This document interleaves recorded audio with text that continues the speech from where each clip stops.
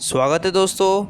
आज दोस्तों हम आपको पढ़ाएंगे कक्षा 12वीं पाठ 4 ग्रामीण समाज में विकास एवं परिवर्तन। इसका दोस्तों पार्ट 1 है। ये क्लास 12 की बुक समाजशास्त्र की दूसरी बुक है और इसका चौथा चैप्टर हमने सारे चैप्टर क्लियर कर दिए हैं। आपने देखा तो आप हमारे चैनल में जाकर देख सकते हैं। इसका हम दोस्तों पार्ट वाइज कर दें क्योंकि ये चैप्टर काफ़ी बड़ा है, तो हमने इसका पार्ट 1 अभी ला रहे हैं, पार्ट 2 हम जल्द ला देंगे जिसके जल्दी आप लॉकडाउन में इस चैप्टर को अच्छे से समझ सकें। तो चलिए, स्वागत है दोस्तों आपके अपने चैनल द लर्निंग पॉइंट में। दोस्तों आपका स्वागत है। दोस्तों इसमें आप काफ़ी अच्छा रिस्पांस कर रहे हैं, काफ़ी बच्चों मैसेज कर रहे हैं सर आप इसमें अच्छा समझा रहे थे। दोस्तों ऐसे ही हम आपके लिए वीडियो लाते रहेंगे। अगर दोस्तों आपने हमारे चैनल द लर्निंग पॉइंट को सब्सक्राइब नहीं किया है तो तुरंत सब्सक्राइब कर लीजिए, जिससे होगा आई होप हम जब फ्यूचर में वीडियो अपलोड करेंगे आपके पढ़ाई, आपके नॉलेज से रिलेटेड, आपके जिस टॉपिक से रिलेटेड जो आपको डाउट है वो आप कमेंट में लिख दीजिए, हम उस टॉपिक को एकदम अच्छे से क्लियर कर देंगे। तो बन जाइए हमारे चैनल द लर्निंग पॉइंट के साथ।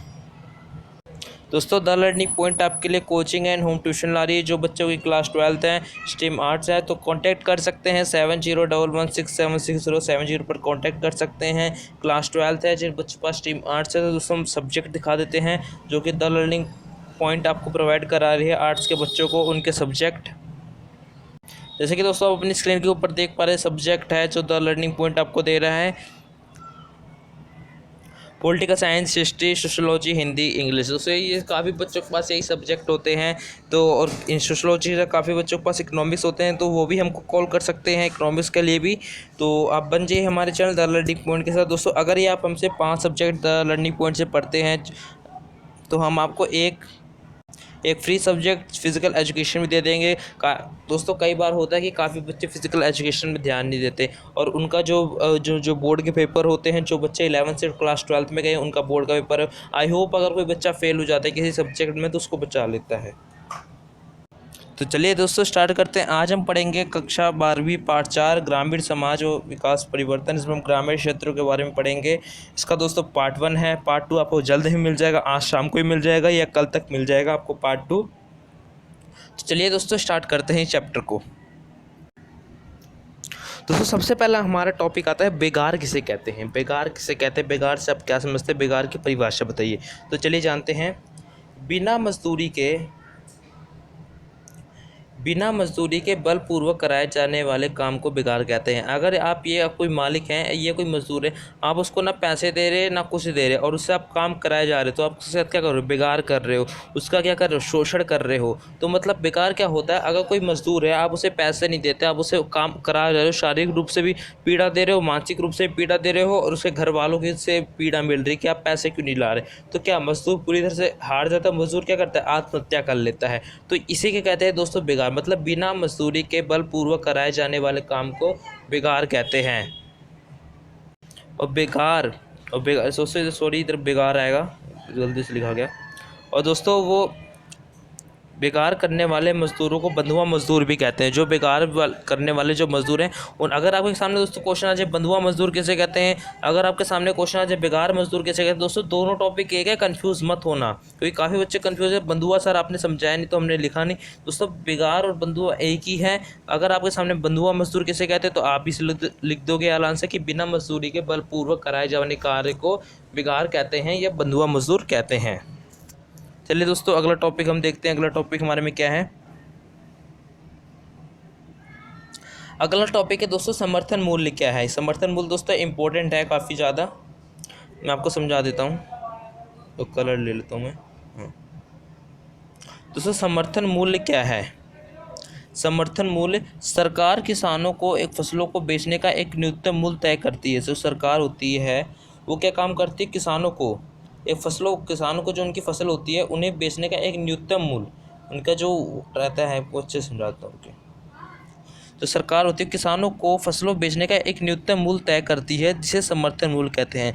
जो किसान होता है, समझ लो किसान है, ये इतनी बड़ी फसल उगाता है, अब इसकी फसल एकदम अच्छी है तो सरकार क्या करेगी, इसको पैसा दे देगी, हम आपको पैसा देते हैं, आप हमें अपनी ये फसल दे दो जिसके कारण हम देश को सुधार सके। इसे क्या कहते हैं दोस्तों, समर्थन मूल्य। मतलब सरकार किसानों को फसलों को बेचने का एक न्यूनतम मूल्य तय करती है। आप गेहूं की फसल उगाओगे हम आपको इतना पैसा देंगे, उससे ज़्यादा पैसा नहीं देंगे। मतलब क्या एक न्यूनतम मूल्य तय कर देती है।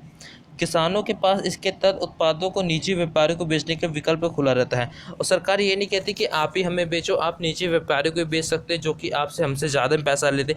मतलब किसान का होता है इसमें कि किसान हर तरह से छूटा होता है। किसान को जिसको बेचनी है फसल उसको बेच सकता है। ये किसान ये नहीं होता है कि आप सरकार को ही बेचो, आप कोई बड़े व्यापारी को बेच दो, आप कोई राशन की दुकानदार को बेच दो। मतलब इसमें सबको बेच सकते हैं। इसका वो किसान उनका जिसमें मन चाहे। इसका मुख्य किसानों को उपयुक्त दिलवाना उनकी कृषि को उत्पादन अधिक करता है। मतलब इसमें जो किसान होते हैं उनका ये मानना होता है कि इसमें हमारा ज़्यादातर हमारे जो हमने फसल उगाई है उसको ज़्यादा से ज़्यादा लोग खरीदी जाए और हमारे पास पैसा है जिसके कारण हम और भी अच्छी फसल उगाते हैं। तो समर्थन मूल्य दोस्तों ये क्या होती है कि एक सरकार को बेचने का एक न्यूनतम मूल्य तय करती है। उसे कहते हैं समर्थन मूल्य।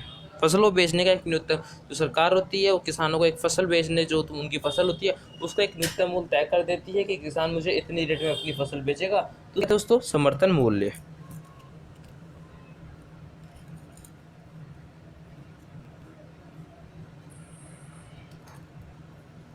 अगला टॉपिक दोस्तों,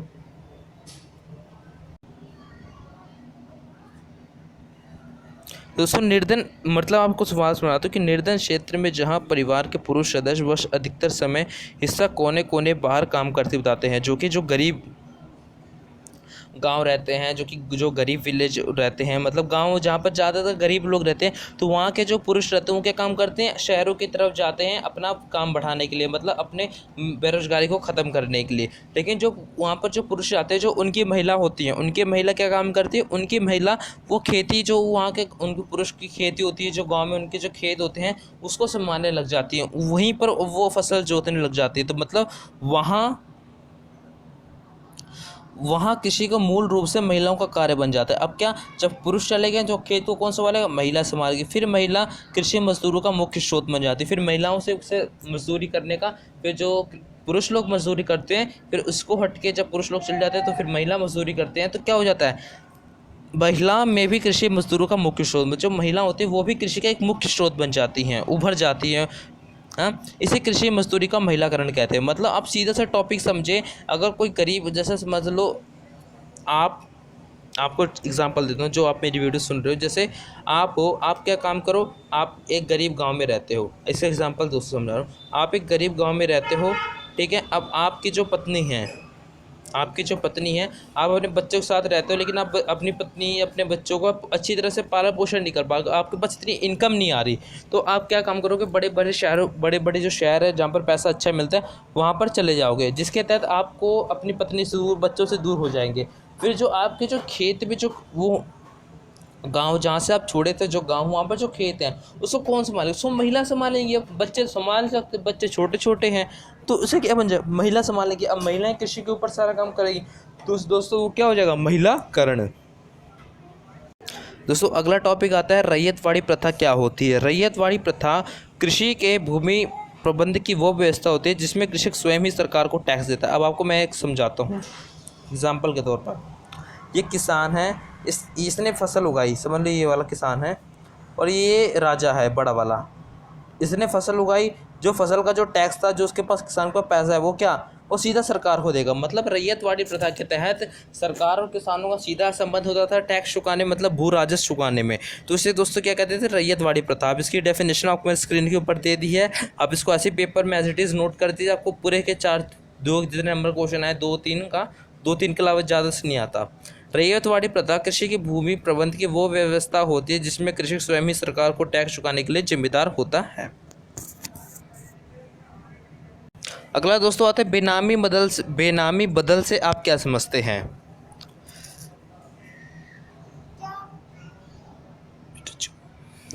जब भू राजस्व अपनी भूमि अपने रिश्तेदारों या अन्य लोगों के बीच विभाजित कर देता है, परंतु वास्तव में भूमि का अधिकार भूस्वामी का ही नहीं रहता, उसे क्या कहते हैं, बेनामी बदल कहते हैं। जैसे दोस्तों आपको एग्जांपल तौर पर देता हूँ, जैसे आप हो, ठीक है, ये आप लोग हों, ये नहीं आपको लोग नहीं, एग्जांपल दे।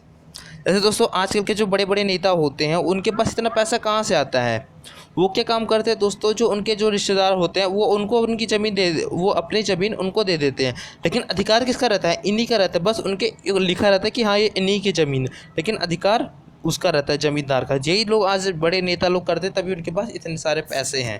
तो क्या कहता है, जब भूस्वामी अपनी ज़मीन, जो मालिक होता है वो अपनी ज़मीन अपने रिश्तेदारों के नाम कर देता है, फिर अन्य लोगों को मतलब अपने इशारों के नाम पर करता है और उन्हें अन्य लोगों के बीच विभाजित कर देता है। परंतु वास्तव में भूमि का अधिकार किनके ऊपर रहता है? परंतु वास्तव में भूमि का अधिकार जमींदारों पर रहता है, जो वहाँ के जो बड़े बड़े वो मतलब नेता पुलिस वाले जितने भी थे उनका ही रहता है, लेकिन वो नाम उनके कर देते। तो उसे क्या करते हैं, बेनामी बदल। उसे ही दोस्तों बेनामी बदल कहते हैं। मतलब जो बड़े बड़े नेता चपारी रहते हैं वो अपनी खुद ज़मीन खरीदते हैं, बाद में उस ज़मीन को उस किसके नाम कर देते हैं, अपने इशारों के नाम। परंतु वास्तव में भूमि का जो ज़मीन होती है उनका अधिकार उसी पर रहता है, नेता लोगों का। बस नाम के ऊपर रिश्तेदारों के नाम पर करते हैं, लेकिन अधिकार किसके ऊपर रहता है? उन्हीं का, जो जिन्होंने ज़मीन उनको दी थी। दोस्तों अगला टॉपिक है संविदा कृषि क्या है। दोस्तों इसको महत्वपूर्ण से समझिए। संविदा कृषि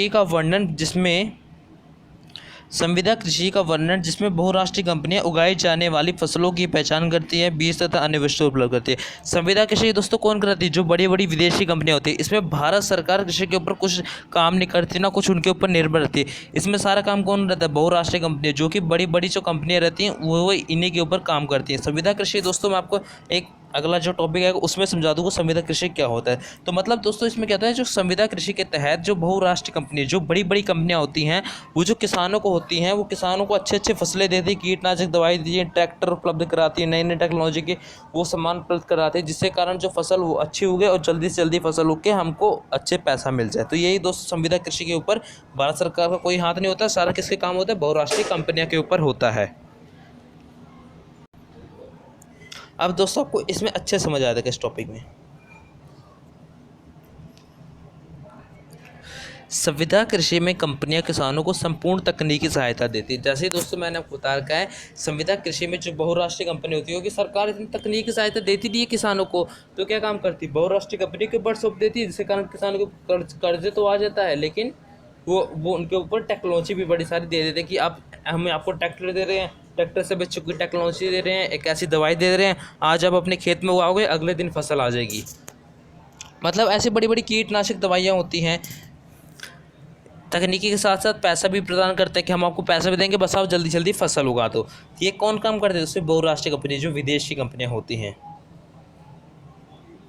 संविदा कृषि में किसानों को एक मार्केट का अवशासन हो जाता है। अब संविदा कृषि में क्या होता है, किसानों को एक ही मार्केट का अवशासन हो जाता है। मतलब अब किस भारत सरकार उनकी मदद नहीं कर रही, ना सरकार मदद कर रही, तो क्या काम होता है?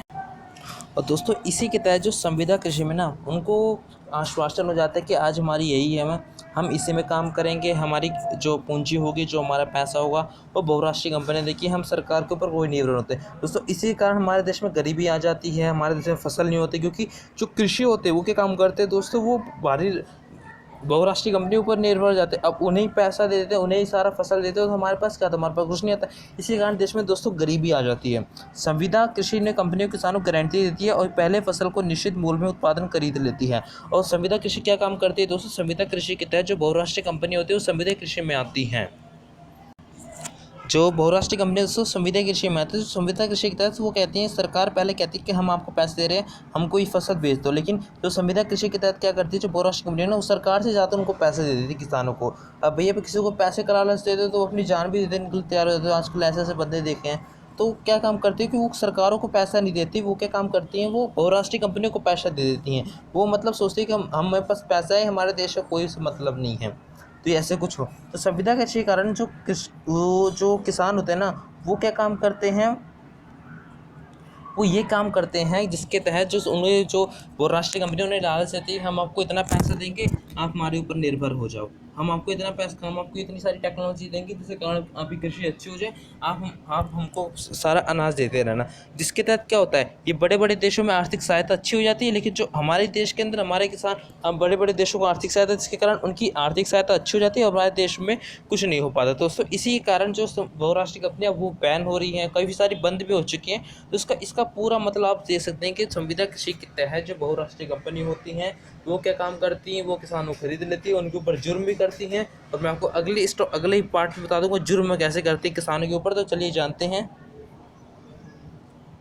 संविदा कृषि की हानियाँ। संविदा कृषि के कारण किसान अपनी आजीविका को लेकर पूरी तरह निर्भर रहते हैं। और संविदा कृषि के तहत क्या होता है, जो बहुराष्ट्रीय कंपनियां होती हैं वो किसानों को खरीद लेती है और उनको ज़्यादा पैसा देती है, जिसके कारण क्या होता है, किसान होते हैं ना, वो उनकी पूरी तरह निर्भर हो जाते हैं बहुराष्ट्रीय कंपनियों के ऊपर, जो पूरी तरह आजीविका ही अपनी निर्भर कर देते हैं कंपनी के ऊपर। हाँ, हम ही तुम्हारा पैसा आएगा, हम ही से जो होगा, जो हाँ, जो बहुराष्ट्रीय कंपनी को कहती है हम ही तुमको पैसे देंगे, इसलिए तुम हमारे ऊपर निर्भर हो जाओ, क्योंकि भारत सरकार के ऊपर निर्भर मत हो, क्योंकि वो तुम्हारा शोषण करेंगी, वो तुमको पैसे नहीं देंगे। तो इसके कारण क्या होता है, जो किसान होते हैं वो पूरी तरह उनकी तरह निर्भर हो जाते हैं, जिसके तहत जो देश का सारा वो अनाज जाता है, कहाँ जाता है, ये बहुराष्ट्रीय कंपनियों के पास चला जाता है। और संविदा कृषि के कारण परंपरागत कृषि के खत्म हो गए हैं। और संविदा कृषि के कारण क्या हो गई, जो पहले किसान जो मिलजुल के अपनी खेती होती करते थे, आज वो कहाँ रह गया। आज ट्रैक्टर आ गए, दवाई आ गई, कितना सारा सामान आ गया, जिसके तहत किसान ये सारा काम करना छोड़ चुका है। अगला पॉइंट, संविदा कृषि के कारण कर्ज जाल में फंसे जा रहे हैं। अब बहुराष्ट्रीय कंपनी क्या काम करती है, उन्हें पहले लोन देती है कि आप इतनी फसल उगाओ, आप मतलब इतनी फसल होगा, जिसके तहत जब फसल उनकी नहीं उगती, जब बारिश का मौसम हो जाता है, फसल बर्बाद हो जाती है, जिसके तहत क्या होता है, किसान पूरी तरह से बर्बाद हो जाता है, उसका कर्ज भी उसके ऊपर रहता है। और जिसके तहत क्या होता है, वो कर्ज भी नहीं दे पाता बहुराष्ट्रीय कंपनियों को, किसान क्या करते हैं, आत्महत्या कर लेते हैं। इसी के तहत किसानों को ज़्यादा से ज़्यादा कहते हैं कि आप भारत सरकार के ऊपर डिपेंड हो जाओ। भारत सरकार आपको, अगर आपके ऊपर वो फसल के ऊपर पानी में, तो भारत सरकार आपको और सहायता देगी, आपका कर्ज भी माफ़ कर देगी। तो इसी के तहत दोस्तों क्या काम होता है, जो संविदा कृषि के कारण ना किसान पूरी तरह निर्भर हो जाते हैं कि हाँ, जहाँ से ज़्यादा पैसा होता है दोस्तों, हम उसी की तरह निर्भर हो सकते हैं। लेकिन दोस्तों एक बात आप याद करनी, किसी ने बड़े ने कहा था कि अगर जहाँ से ज़्यादा पैसा है ना, समझ लो दोस्तों, वहीं से तुम्हारा बुरा वक्त भी शुरू हो जाता है। तो सही ये नहीं कि आप अपने ऊपर डिपेंड हो जाओ कि हम सरकार के ऊपर, देश के ऊपर डिपेंड हो कि हम देश को लोगों को खिला रहे हैं, लेकिन जो बहुराष्ट्रीय कंपनी का काम करती है वो हमसे छीनना चाहती है। इसी कारण दोस्तों संविदा कृषि के कारण जो होता है, किसान आत्महत्या कर लेते हैं, उनके ऊपर काफ़ी कर्ज आ जाता है, और जिसके तहत किसानों में बेरोजगारी हो, किसानों में मतलब ज़्यादा फसलें नहीं उगा पाते हैं, ये सब काम हो जाता है, मतलब किसानों का इसमें पूरी तरह से शोषण ही किया जाता है। हरित क्रांति क्या है, इसके सकारात्मक और नकारात्मक तथ्य बताइए। चलिए जानते हैं। भारत में 1960 के दशक में उच्च किस्म कीटनाशक दवाई को खाद्यान्न उन्नति तकनीकी प्रयोग कृषि उत्पादन को वृद्धि की गई, इसे हरित क्रांति कहते हैं। दोस्तों अगर आपने पॉलिटिकल साइंस पढ़ी होगी, तो उसमें हरित क्रांति के बारे में बता रखा है, क्योंकि भारत में जब 1960 का दशक क्या था, खाद्यान्न संकट आ गया था भारत में, भारत सूखा पड़ गया था, भारत के लोगों को 2 टाइम का खाना भी नहीं मिल पा रहा था। इसके तहत क्या हुआ, 1960 के दशक में विदेश बहुराष्ट्रीय कंपनियों को कृषि के ऊपर डिपेंड कर देगी, जो तुम्हारा काम करेगी बहुराष्ट्रीय कंपनी करेगी। इसके तहत दोस्तों बड़ी बड़ी टेक्नोलॉजी आने लगी, बड़ी बड़ी टेक्नोलॉजी आ गई, कीटनाशक दवाइयाँ यानी ट्रैक्टर आने शुरू हो गए, जिसके कारण क्या कि ज़्यादा से ज़्यादा फसल उगाई जाए, ज़्यादा से ज़्यादा लोगों को खाना मिल जाए। हरित क्रांति का लाभ किया हुआ दोस्तों, हरित क्रांति आपको बता दी मैंने, हरित क्रांति क्या थी, जब भारत में 1960 के दशक का खाद्यान्न वो आ गया था, वो भारत के लोग मतलब खाने के मामले में आत्मनिर्भर नहीं हो पाए थे, ये सब बेरोजगारी आ गई थी, किसी मतलब सूखा पड़ गया था देश में, तब क्या हुआ, बहुराष्ट्रीय कंपनी को लाया गया, जिसके तहत भारत में खाद्यान्न संकट से खत्म हुआ। हरित क्रांति का लाभ क्या हुआ दोस्तों, हरित क्रांति के कारण भारत में कृषि क्षेत्र में उत्पादन काफ़ी वृद्धि हुई।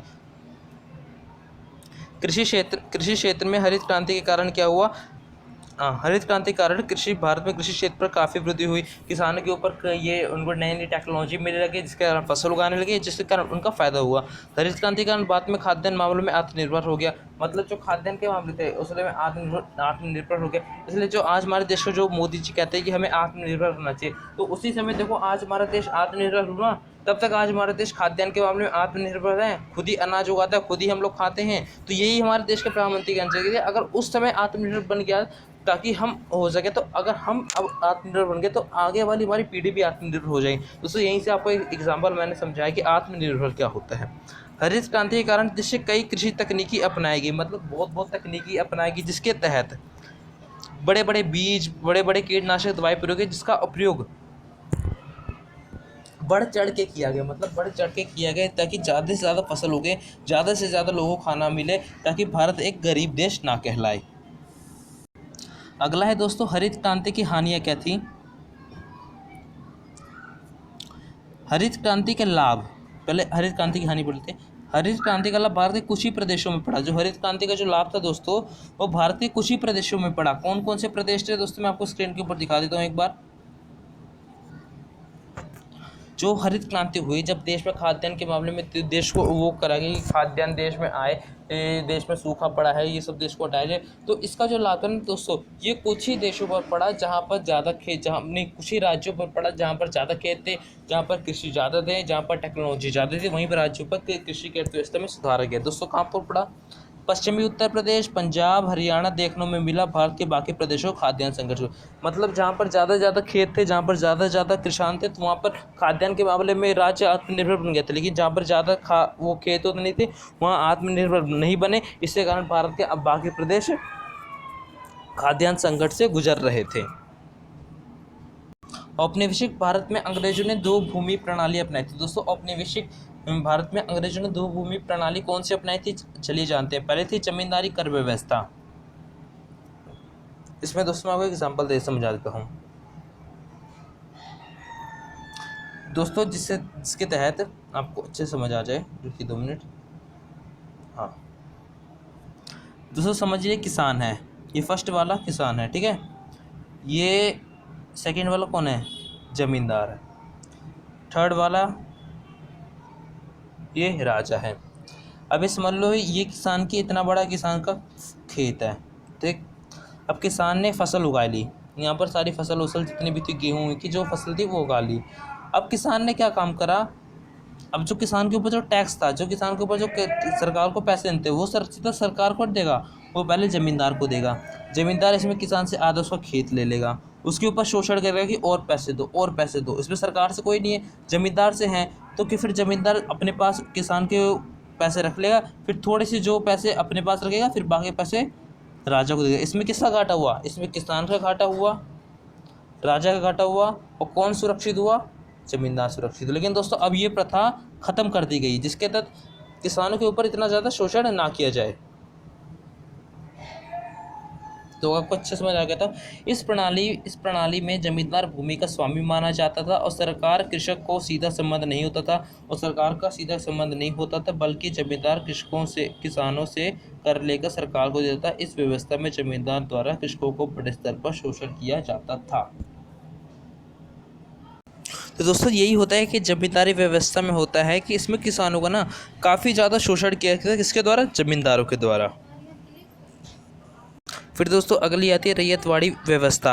इस प्रणाली में सरकार सीधा कृषकों से भू राजस्व लेती है। इस संस्था के माध्यम से जमींदार को हटा देता है। दोस्तों अगर आप ये वीडियो को अंत तक देख रहे होंगे तो शुरू से आपको मैंने पहले दूसरे क्वेश्चन दिया कि रैयतवाड़ी व्यवस्था क्या होती है, आप उसमें समझा दिए थे कि मैंने क्या होता है कि इसमें जमींदार व्यवस्था कोई नहीं होती, इसमें सीधा राजा और किसान का सीधा संबंध होता है भू राजस्व मतलब टैक्स प्रणाली में।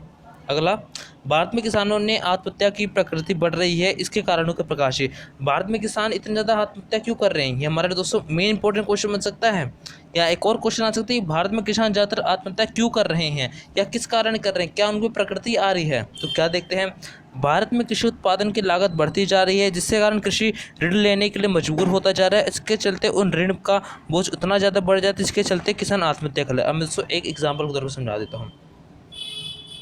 ये है बहुराष्ट्रीय कंपनी है, ठीक, ये किसान, ठीक, और ये उसका इतना बड़ा खेत। थर्ड नंबर पर उसका खेत है, सेकंड नंबर पर किसान है, फर्स्ट नंबर पर बहुराष्ट्रीय कंपनी है। तो क्या काम होता है दोस्तों, ये जो बहुराष्ट्रीय कंपनी है ये किसानों को पैसा देती है कि हम आपको पैसा दे रहे हैं, 2 लाख रुपए दे दिए किसान को कि आप अपने जितने जल्दी टेक्नोलॉजी से हम आपको सुविधा भी दे रहे हैं, टेक्नोलॉजी भी दे रहे हैं, हर स्वास्थ्य सुविधा सब दे रहे हैं, बस आपको फसल उगानी है। अब किसान ने फसल उगा दी, गेहूं की, जिसकी भी फसल उगा दी दोस्तों। अब क्या उसमें बारिश आ गई, बारिश पड़ गई, किसान की फसल ख़राब। किसान ने जो कर्ज लिया था वो भी बेकार थी, उसकी आर्थिक सहायता सब उससे ले ली गई। अब क्या, किसान कर्जे में डूब गया। अब किसान दोबारा फसल उगाए, ये सब करे, जिसके पास टाइम भी फिर वो तो पैसा लेगा, तो क्या किसान कर्ज में डूब जाता है, इस कारण किसान आत्महत्या कर लेता है। ये दोस्तों कहाँ आती है, ये आपको संविदा कृषि में पढ़नी पड़ेगी। मैंने आपको पढ़ा दिया है कि सारा काम कहाँ होता है, ये संविदा कृषि में होता है।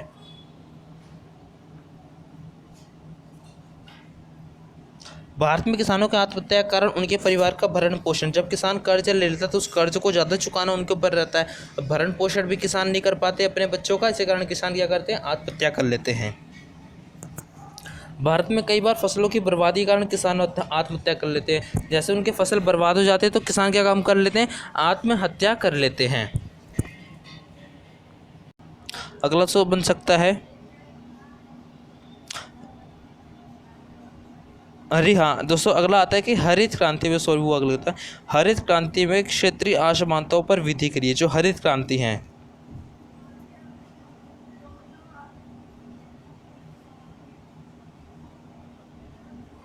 दोस्तों, जो हरित क्रांति है, हरित क्रांति के कारण क्षेत्रीय असमानता, जो मतलब राज्यों के बीच जो असमानता पैदा हो जाती है, जो डिफरेंस पैदा हो जाता है, किस कारण होता है, चलिए जानते हैं।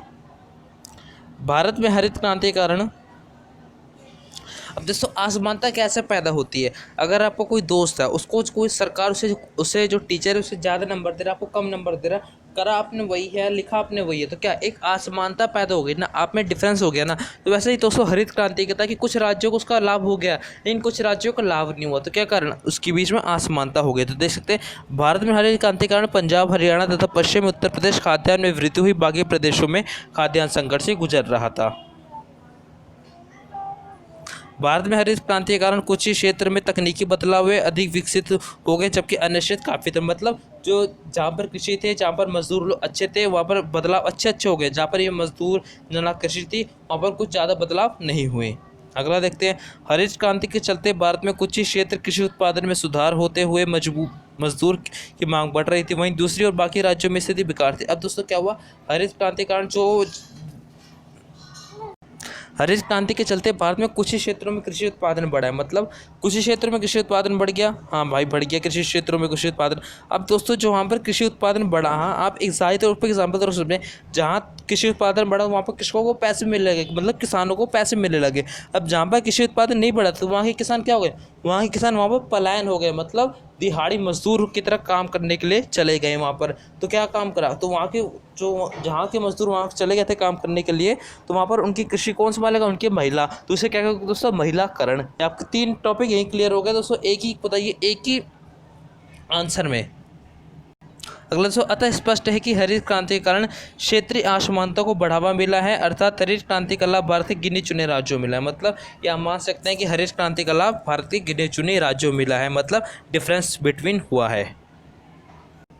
दोस्तों अगर आपको वीडियो अच्छी लगी तो इसे please like and share and subscribe this video, और आप हमारे चैनल बन जाइए द लर्निंग बोर्ड के साथ, जिससे कारण जो आपके दोस्त हैं, आपके फ्रेंड हैं, वो भी पढ़ पाएँ, वो भी अच्छा ज्ञान ले पाएँ। और दोस्तों अगला जो पार्ट होगा 3-4 मिनट का होगा, जिसके चलते हम आपको अगले पार्ट में इस चैप्टर को पूरे अच्छी तरह से कवर कर देंगे। तब तक के लिए जय हिंद, जय भारत।